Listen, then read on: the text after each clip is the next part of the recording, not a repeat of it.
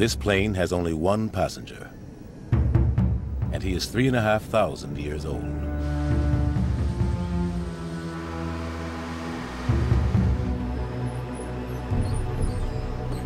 He was one of the most powerful kings of the ancient world. His dynasty ruled the greatest empire on earth.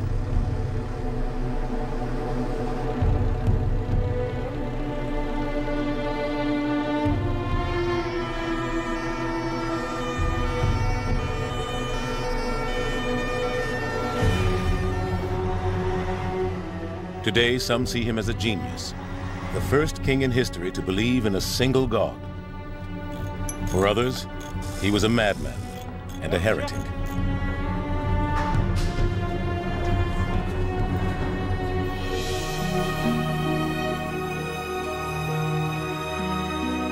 He is the Pharaoh, Akhenaten.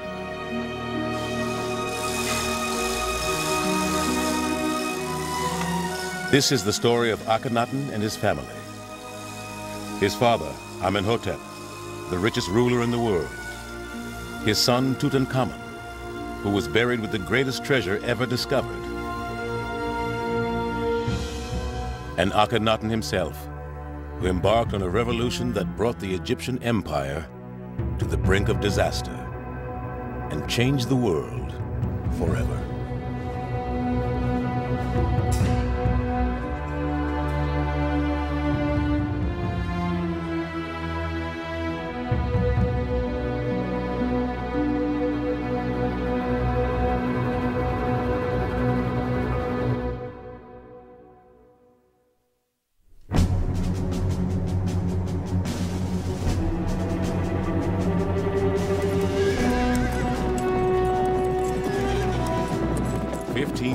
BC.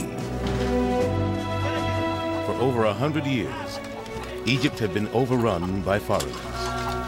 But now, a new dynasty of warrior pharaohs inspired Egyptians to rise up and reclaim their land.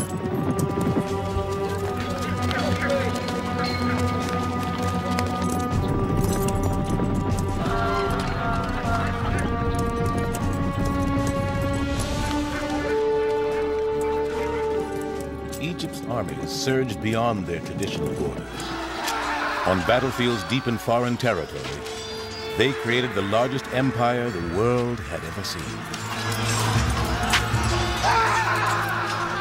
It was an empire controlled with an iron fist. There were clear, bloody warnings to anyone who dared to question the new might of Egypt.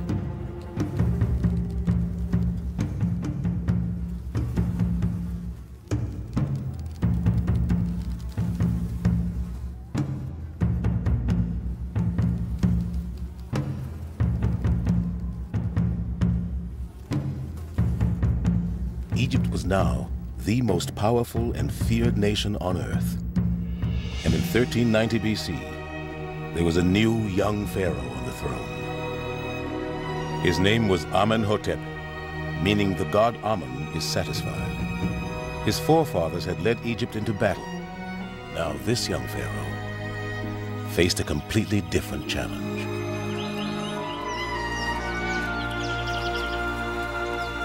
There were no more wars to fight. Egypt was rich, respected, and free.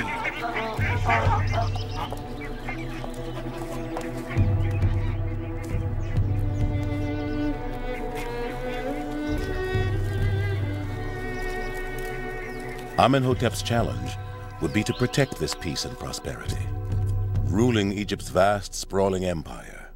An empire whose riches were the envy of the world.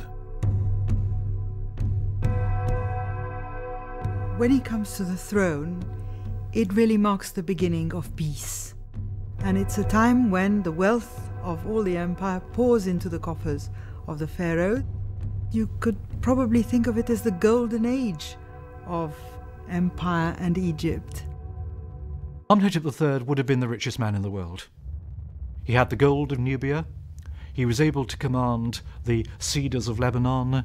He was able to command silver from Anatolia. He had the trade running along the Red Sea. There was hardly anything in the known world that Amenhotep couldn't put out his hand and touch. But the world was changing. For centuries, Egypt had been unchallenged. Now Babylonia, Assyria, and Mitanni had emerged, powerful civilizations that could rival Egypt. United, they could destroy Amenhotep's empire. Amenhotep wanted to avoid war at all costs. He had to find a new way of dealing with the outside world. His solution was a masterstroke, and we know about it because of a remarkable discovery.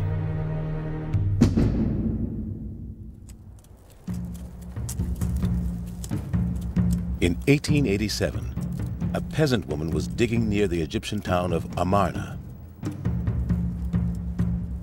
She was looking for old mud bricks to use as fertilizer. What she found were not the usual rough blocks, but rows of well-preserved clay tablets. The little bits of mud were covered with writing that looked rather like birds' feet had wandered over mud, and the things had been set in the mud after the birds had gone.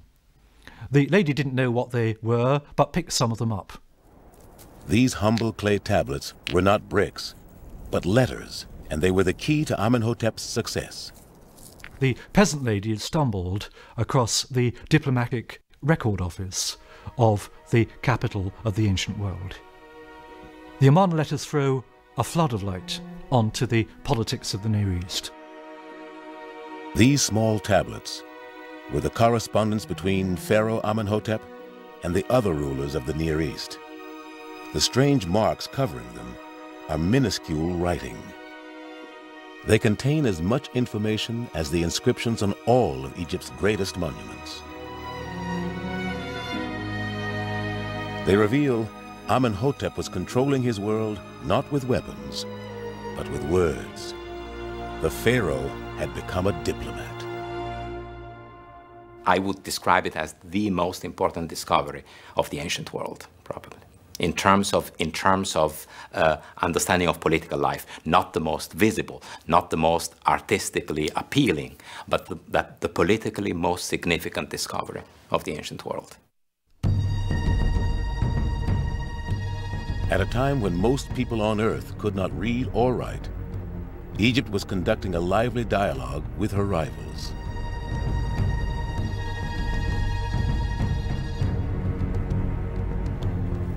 The king's messengers ran back and forth across the deserts of the Near East, carrying letters that revealed Egypt's status as a superpower. International diplomacy in the days of the Amarna letters would be very familiar to diplomats today. It was really very much like diplomatic interaction between countries even in our own time. The letters show Amenhotep was as good at diplomacy as his ancestors had been at fighting.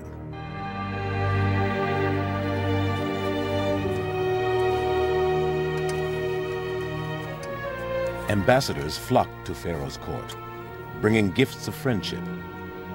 Less powerful countries sent endless streams of tribute to show their loyalty. The principle in the ancient world was quite clear. If somebody was rich, you made them feel even richer. So when you visited them, you would turn up with the produce of your own country. It's partly to acknowledge that the power of the pharaoh extends even to countries where he has not set foot.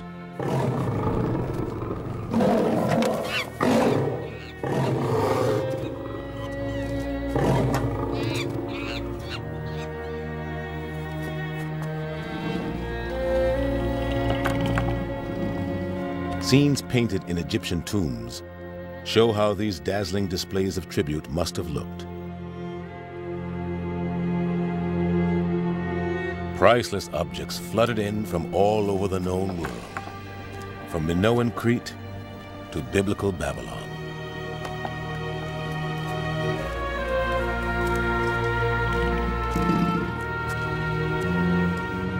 The Nubians will bring giraffes and lions.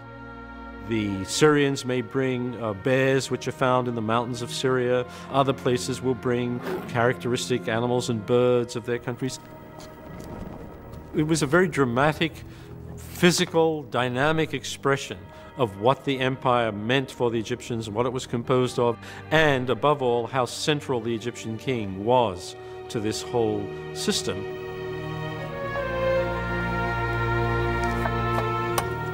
Amenhotep calls himself the King of Kings, and the King of Kings is what he must have seemed to the rulers who shared his world. Amenhotep knew he was the most powerful man in the world, and he knew he had one great advantage. Not military might, but gold. The letters that went back and forth from Pharaoh's court show that even the greatest kings of the Near East were desperate for Egypt's gold, and they were prepared to beg for it. If you send me the gold I wrote to you about, I will give you my daughter. Send me as much as your father did. In your country, gold is like dust, and you can just gather it up. If it is your intention that a sincere friendship exists, send much gold. I have begun a new palace. Send me as much gold as is required for its decoration. Amenhotep responded shrewdly to their requests. He gave them gold, but always left them wanting more. The strategy was a triumph. The kings of the Near East were exchanging gifts, not blows.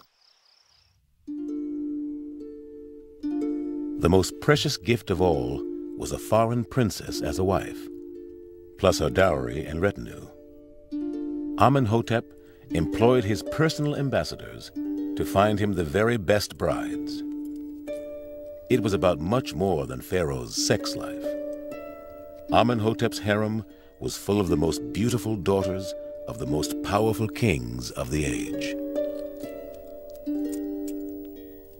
It's brotherhood between the great kings, and they call themselves brothers.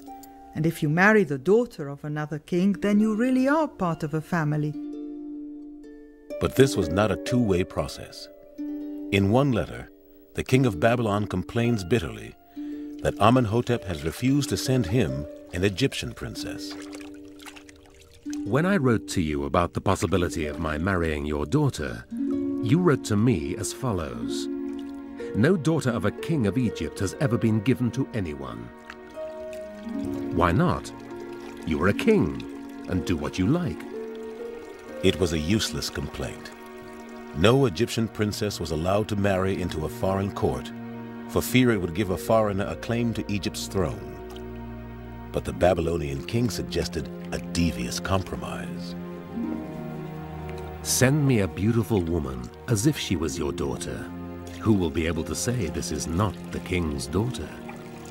The Babylonian king's second request was denied. Amenhotep saw himself as able to take princesses and give none in return.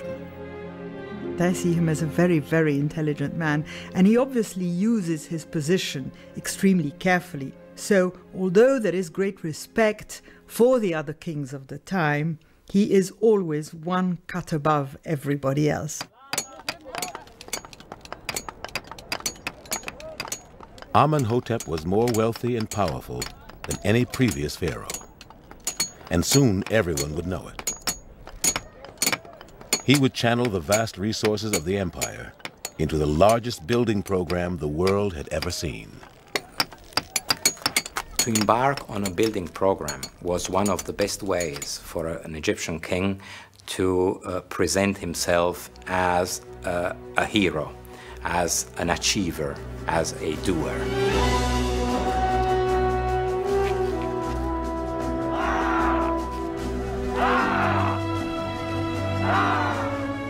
It was work on an epic scale.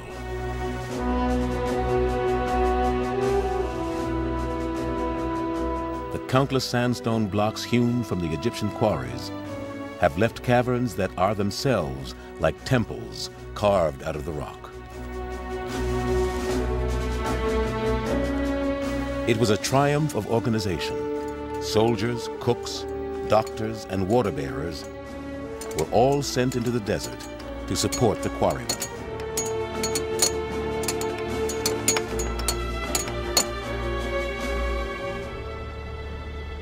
Amenhotep's magnificent new temples did more than advertise his wealth. They also honored the ultimate source of Egypt's glory, her many gods. Amenhotep thanked one god in particular for his success, Amun-Re, the king of the gods. To guarantee the support of Amun-Re, the pharaoh donated great portions of his wealth to the god's main temple. And as the temple grew richer, the temple priests grew more powerful.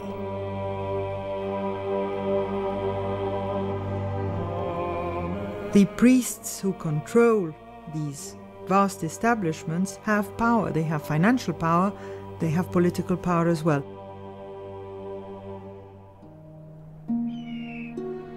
The power of the priests of Amun-Re was beginning to rival Pharaoh himself. But out in the empire, Amenhotep made sure his subjects heard only of his triumphs, not his problems. And Amenhotep had a surprising new way of communicating directly with his subjects. Stones, carved into the shape of dung beetles, had long been used in Egypt as amulets. Now Amenhotep had these mass-produced, portable scarabs, inscribed with news of his latest achievements. Carried across the empire, these propaganda beetles were the first newspapers in history. He wants to proclaim his power, his richness, his achievements to the broadest possible strata of the Egyptian population, and this new scarab was a way to replace a kind of earlier form of TV, if you will, of sending information all over the place.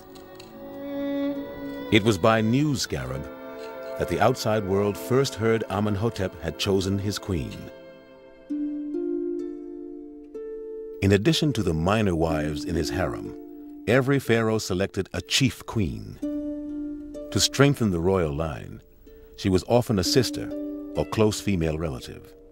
Amenhotep chose to ignore this royal custom.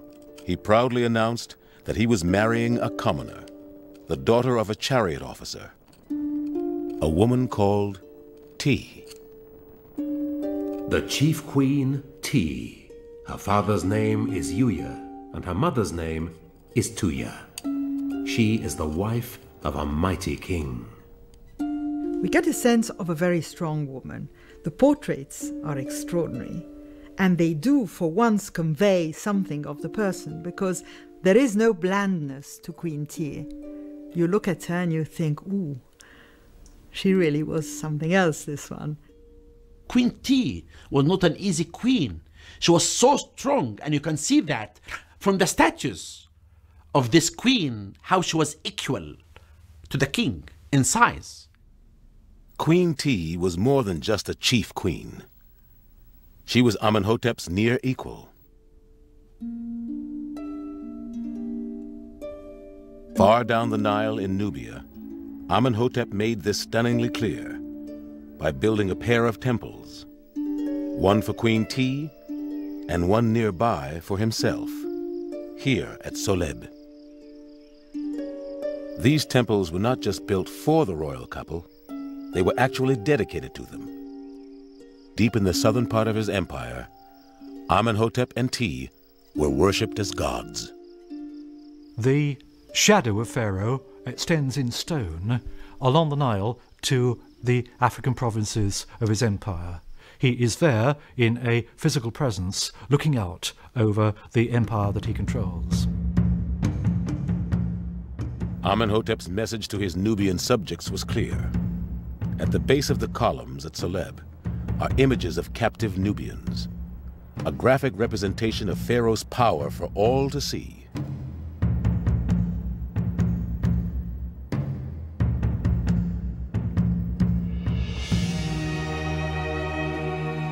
Here in Nubia, it was especially important that Amenhotep was in control. Nubia's mines supplied most of Egypt's gold, and gold was what allowed Amenhotep to control his rivals. The requests from the foreign kings is for gold, gold, and more gold, because, as says one of these kings, in your land gold is as plentiful as dust. It's the Fort Knox of the ancient world. Amenhotep had secured the gold supply. But more and more of this gold was pouring into the temple of Amun-Re. Amenhotep's priests in Thebes now controlled a third of Egypt's wealth. They also interpreted Amun-Re's will, which Pharaoh had to obey. At this stage, the priests of Amun-Re were probably more powerful than they had ever been in the history of Egypt. The high priest of Amun at Karnak would probably in fact have a power superior to that of the king. To shift the power away from Amun-Re's priests, Amenhotep began to show interest in another minor god, the Aten, the visible sun. It could hardly have seemed important, yet it was about to change everything. In 1352 BC, Amenhotep III, the great king, the diplomatic genius, died. Egypt was plunged into mourning.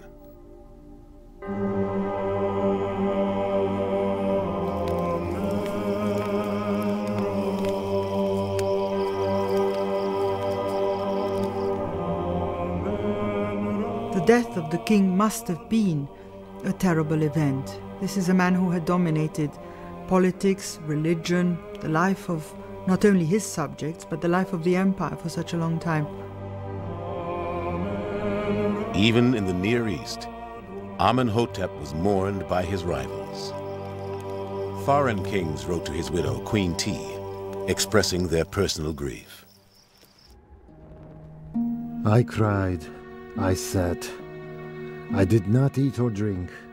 I mourned, saying, if only I were dead, or 10,000 were dead in my land, and that my brother whom I love and who loves me were alive as long as heaven and earth.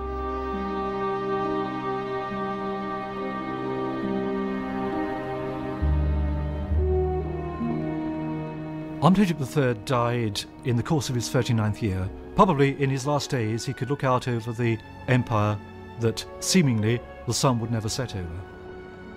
He could think of a world at peace, where diplomacy ruled, where the wealth of Egypt was undoubted, and he could leave it all to his son, Amenhotep IV.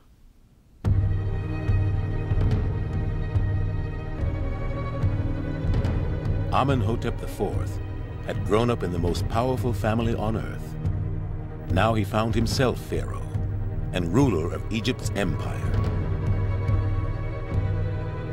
In the first years of Amenhotep IV's reign, it must have seemed like nothing had changed.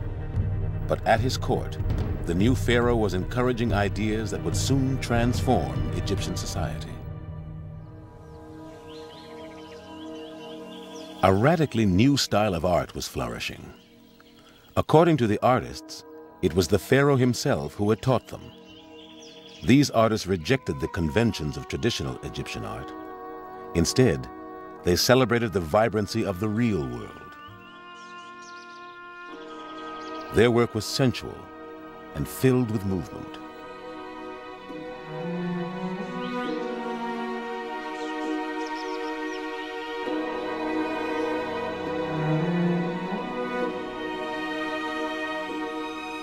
But what shocked Egypt most were the new depictions of the royal family.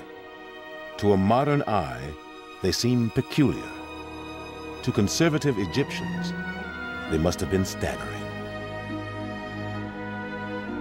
Suddenly you get a sort of celebration of ugliness, and the bodies become extraordinarily proportioned. You've got sort of a thin torso and thin shoulders, massive hips on male figures as well as female figures, big buttocks and pendulous thighs, which must have been quite extraordinary for an Egyptian to see.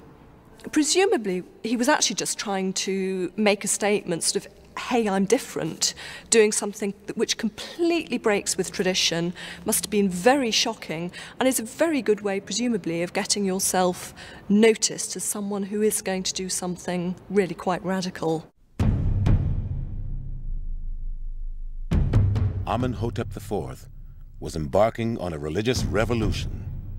The seeds had been sown in the reign of his father, but nothing could have prepared Egypt for what was about to happen.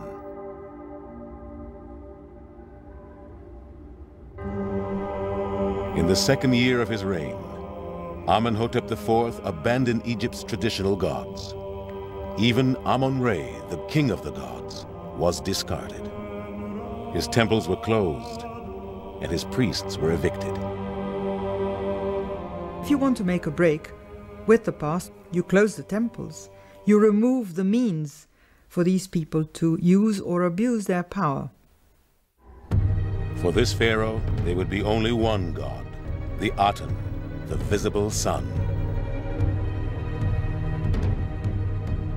Amenhotep would become the first monotheist in recorded history. He would also be the only priest of his new religion. The pharaoh stands alone, bathed in the rays of the Aten. At a stroke, all the certainties of life that had marked the golden age of his father were swept away. He discarded the name Amenhotep, meaning Amen is satisfied. He would take a new name, Akhenaten, meaning one who is beneficial to the Aten. Akhenaten does seem to have been a very driven person and must have had enormous energy to carry through all the changes he's making. They're much more substantial than just the sort of religion and the art. At the end of the day, he must have restructured in some way the whole way the country was working. Akhenaten had only just begun. Now he planned another astonishing act. To seal the break with the past, he ordered the construction of an entirely new capital city, far to the north of Thebes. It was a desolate site, known as Amarna. He called it the horizon of the sun. On vast boundary stelae cut into the cliffs, Akhenaten claimed the sun god had led him here. And he made it clear that his decision to move here was irreversible. It was my father, the Aten himself, who pointed out the site. Before I came here, it didn't belong to any god or goddess, or to any king or queen. I will never say I am leaving it, and I have no intention of breaking this oath. Amarna can't have been a very welcoming place for the first people that had to go there and try and create a city. It was desert, really. It seems a rather strange place, really, to build a city. Abandoning Thebes, the new pharaoh could escape the influence of Egypt's high priests.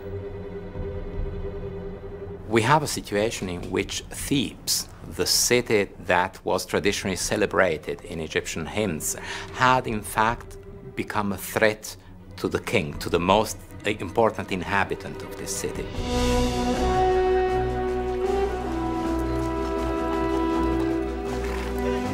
Everything in Thebes was packed up.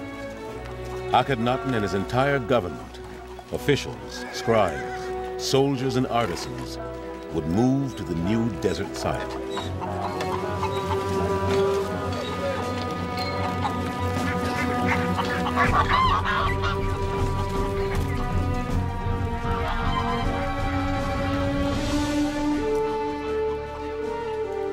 They were leaving behind their houses and their carefully prepared tombs.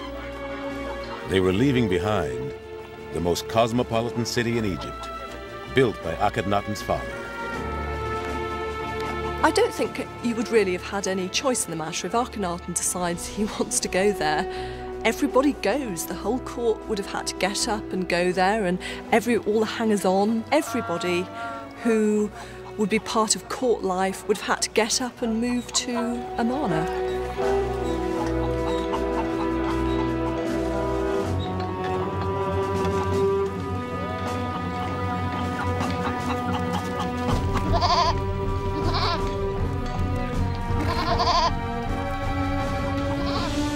Tens of thousands set out for Amarna.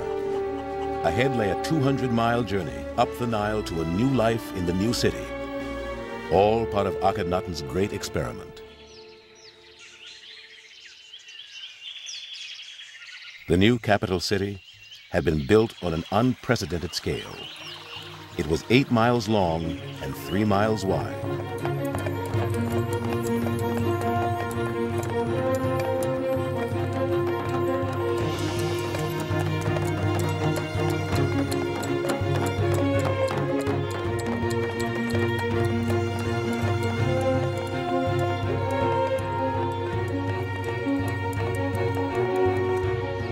Four huge palaces rose from the desert floor, surrounded by ornamental lakes and gardens. And dominating the city was the great temple of the Aten, a temple open to the sun, surrounded by wide roads and open spaces. To a certain degree, Amarna was conceived very much like an American city, was conceived and planned in a way that would account for openness and freedom, we could call it.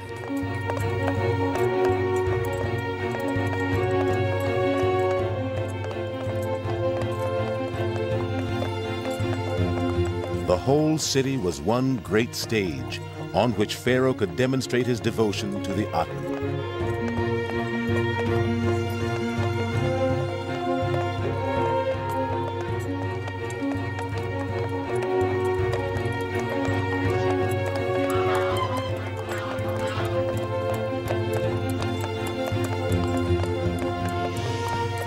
With him at the head of these processions, his subjects could see the woman who had helped him realize his vision, one of the most remarkable women of the ancient world.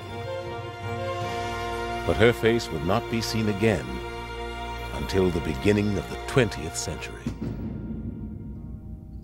In the winter of 1912, a German archaeologist, Ludwig Burckhardt, came to excavate at Amarna. On December 6th, just before the lunch break, I was called by an urgent note from Professor Ranker, who was supervising the excavations. There, at about knee height in front of us, a flesh-colored neck appeared. As his workmen brushed the sand away, Burckhardt began to see a stone face looking back at him. The most beautiful he had ever seen. It was the face of a queen, whose name meant, "A beautiful woman has come." Nefertiti.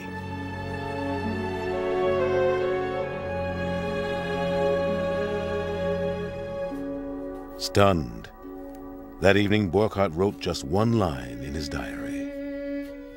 Description is useless. See for yourself.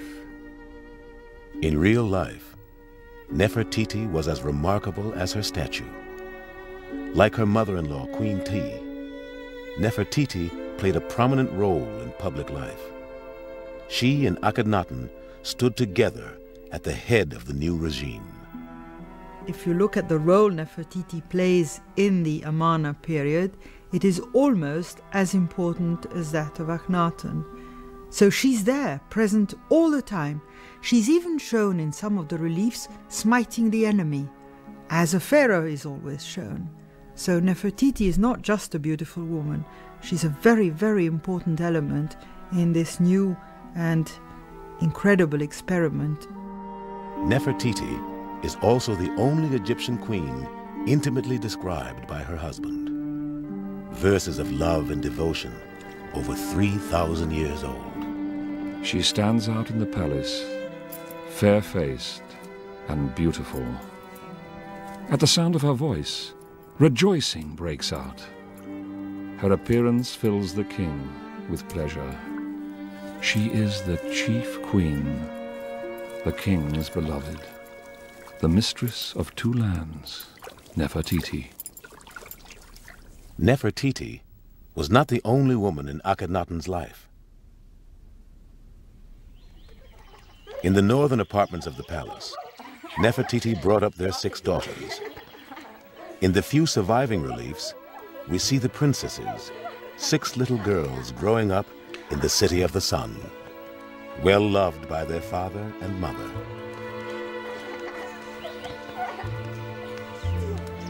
No other royal family in the ancient world seems so human, so real.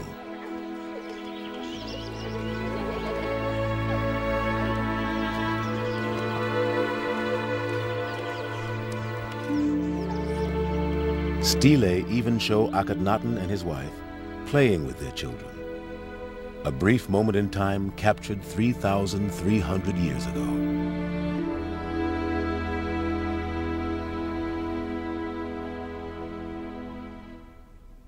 The representations of this divine family are unique. Never before do you see the king or the queen with their children climbing all over them, or the king kissing his child. These are family situations which we would recognize now as very human, and they appear at this time. Freed from the constraints of the old order, life in Amarna was good, at least for now. This success was celebrated in a new type of hymn, which the king himself claimed to have written. The greatest of these hymns is carved in a tomb above the city, a hymn so powerful that phrases from it found their way into the Bible. In it, Akhenaten praised the sun as the creator of the natural world, plants, animals, Egyptians, even foreigners. When you cast your rays, the herds are happy in their pasture. Trees and plants grow green. All the flocks gambol and all the birds come to life because you have risen for them. Even the fish in the rivers leap towards your face. You created the earth to please you. People, cattle and flocks, everything which walks on land or takes off and flies using wings.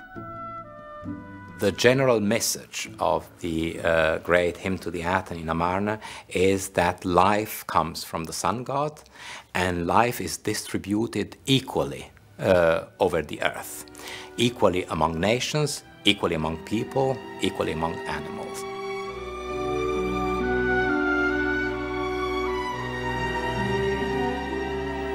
Egypt appeared to have accepted the new religion of the Aten. And in the 12th year of his reign, Akhenaten organized a massive celebration to give thanks to his god with thousands of offerings.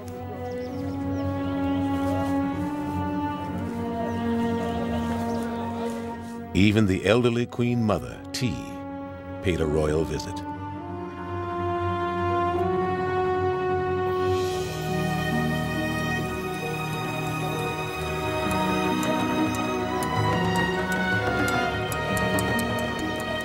Ambassadors came from all over the world to deliver their tribute. At the head of it all was Akhenaten, and sitting beside him, Queen Nefertiti. There had never been a partnership like it. The incredible experiment appeared to be working. But that same year, in the midst of apparent triumph, Akhenaten's new world suddenly began to fall apart. At the height of her powers, Nefertiti simply vanishes from history. Egyptologists have failed to discover exactly what happened to her.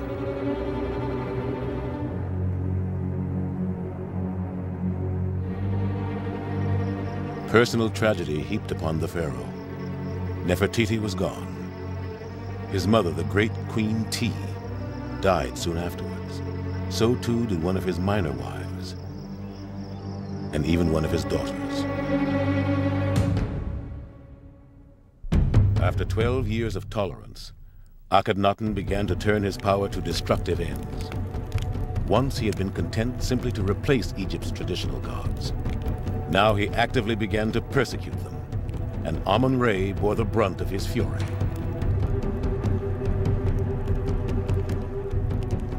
The reformer had become a fanatic, incapable of tolerating other gods.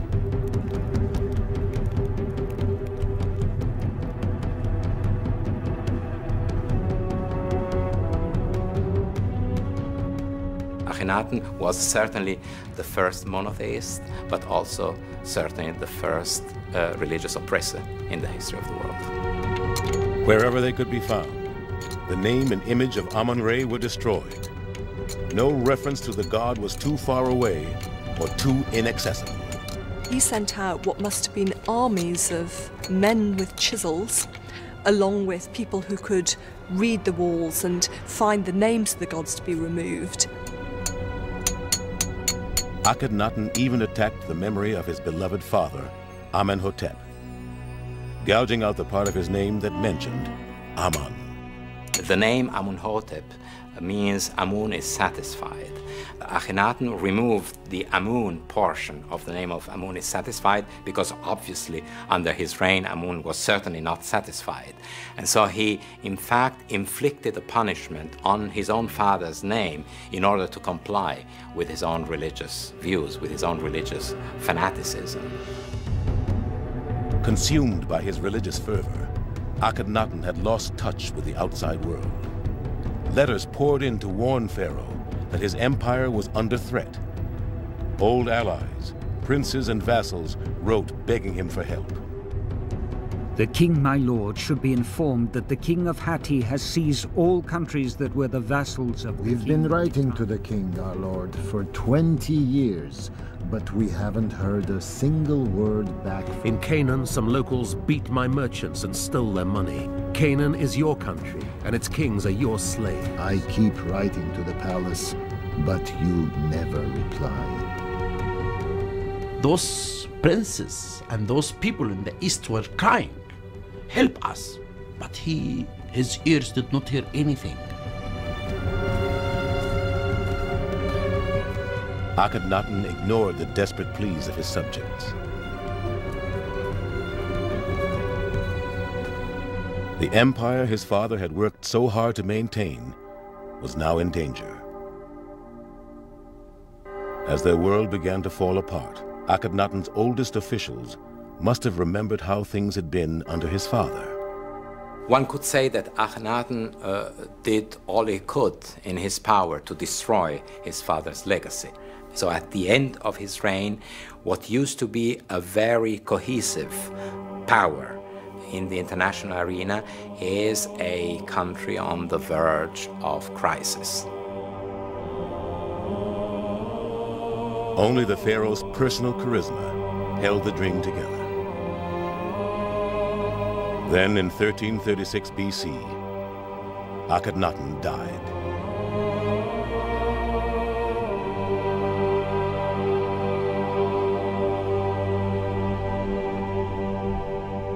With Akhenaten dead, the keystone of Atenism was gone.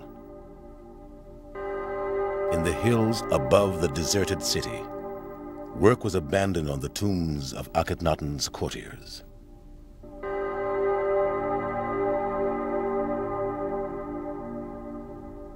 The tombs at Tel Amarna are all unfinished and unoccupied.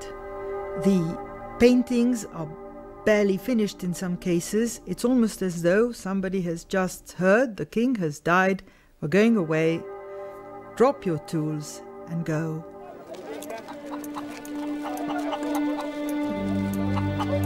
Now, with Akhenaten dead, traditional forces took hold of Egypt. Once loyal courtiers, artisans, even priests of the Aten flocked back to Thebes, eager to wrest order from the chaos that threatened to engulf Egypt. After just 20 years, Amarna, the setting for Pharaoh's great experiment, was abandoned.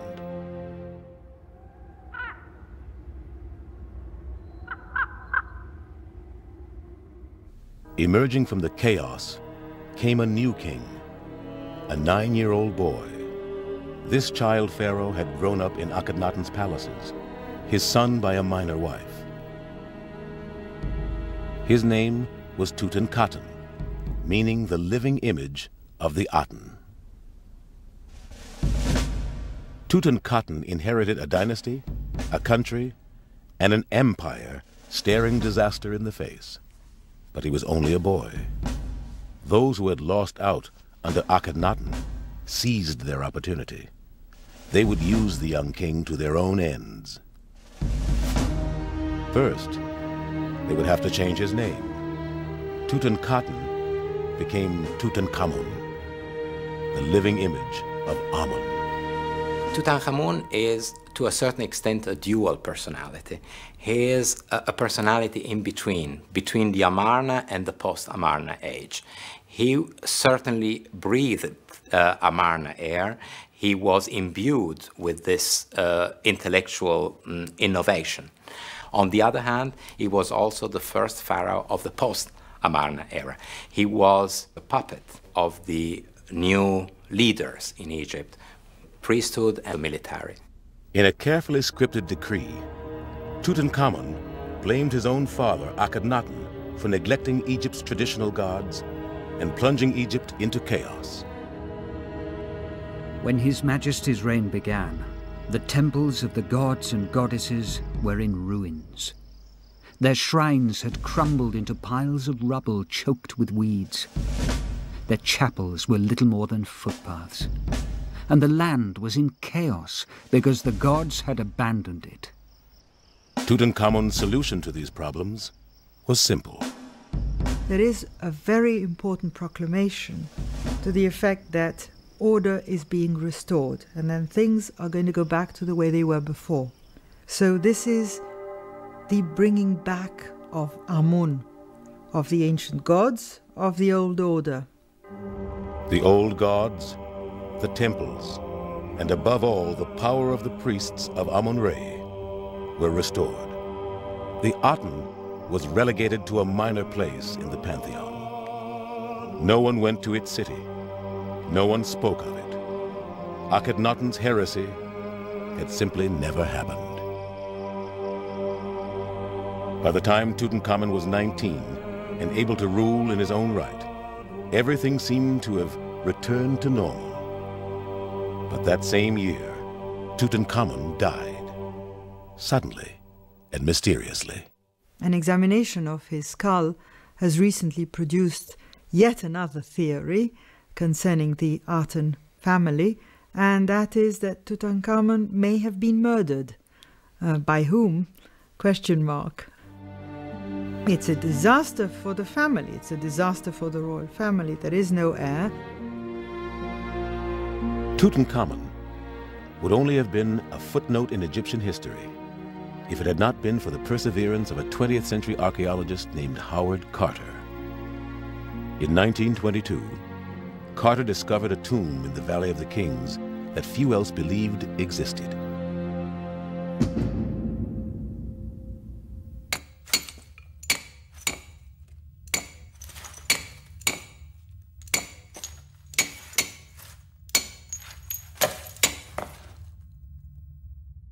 In a single breathtaking moment, he would bring the age of Tutankhamun back to life.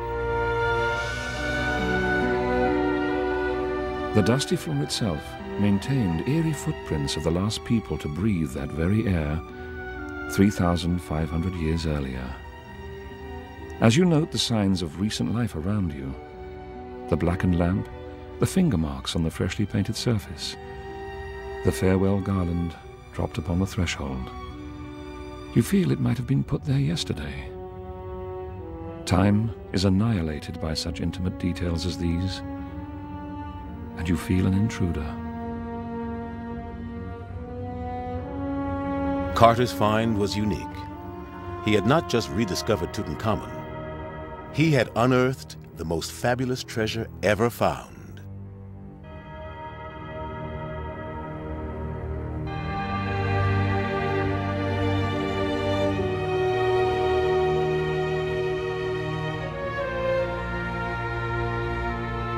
32,000 objects and vast quantities of the gold of Egypt's empire were buried with the boy king.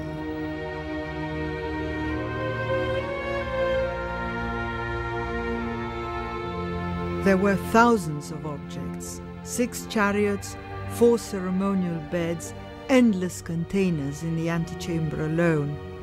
When Howard Carter describes opening the tomb and eventually removing these objects, and it took 10 years to clear the tomb, he actually tells us that they had to rig up platforms above ground in order to avoid trampling on these objects and breaking them.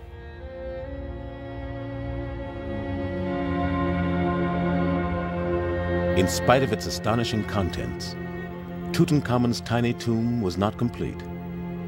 His treasures had not been carefully placed, but randomly crammed in. This was no normal burial. On the back of the golden throne found in his tomb is a clue. Tutankhamun and his wife are shown sitting beneath the rays of the sun god, Aten.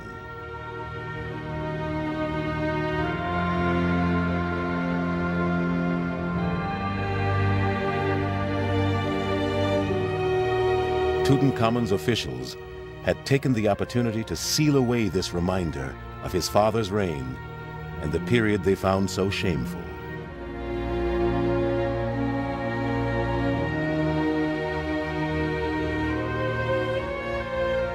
Tutankhamun was doomed to spend eternity with the very god he had renounced.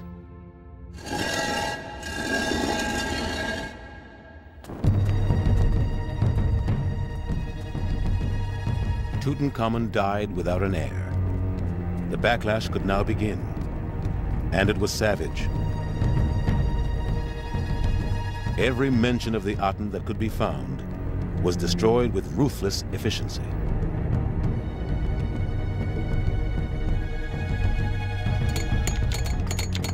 Every reference to Akhenaten, Nefertiti, and their children was hacked out. The entire royal family was torn from the pages of history. Everything is obliterated, and Akhenaten, Nefertiti, and this period become as though they had never happened. Akhenaten is a non-person. He's referred to, if ever he is mentioned, as that heretic.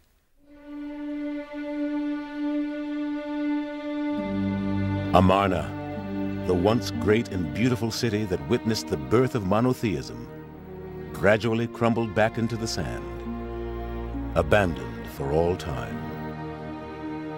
I would say that Egyptian society as a whole saw the Amarna experience as one of its most tragic moments. So much so that the Amarna experience left its trace for hundreds of years. The memory of this very dark period of Egyptian history remained in Egyptian consciousness. A turbulent episode in the history of Egypt was over. The dynasty of the great pharaohs who had founded the empire came to an end. The stage was now set for a new beginning, and a new family of pharaohs who would struggle to recapture the glory of Egypt's golden empire.